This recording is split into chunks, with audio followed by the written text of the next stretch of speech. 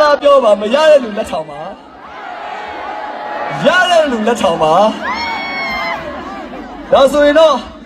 ကျွန်တော်ရဲ့ဗီဒီယိုဆရာတွေကိုကူညီတောင်းပြီးတော့ကျွန်တော်တချင်းစာသားလေး LED မှာထိုးပေးဖို့ကျွန်တော်မြတ်တာရက်ခံပါတယ်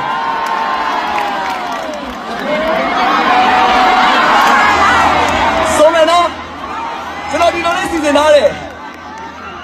စခရီမာပန်းရောင်မြင်မိန်းကလေးတွေဆိုပါမိန်းကလေးပဲတယောက်ရှိပါသလဲစခရီမာအပြာရောင်လေးမြင်ယောက်ျားလေးတွေဆိုပါဒါမှမဟုတ်ဆိုကြတဲ့လူဆိုပါဗျာ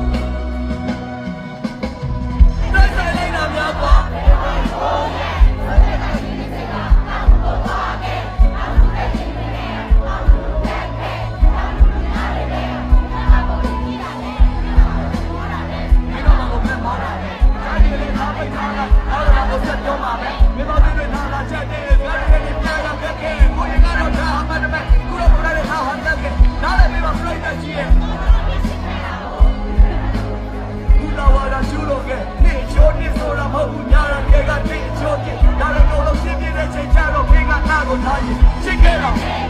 အပြစ်မဲ့သွားအပြစ်ပြတ်ပြတ်ပြန်လာတွေ့ရင်အိမ်ပြန်ခဲ့မှာတော့ပါသားချင်းတောင်းမယ်လို့ကွာ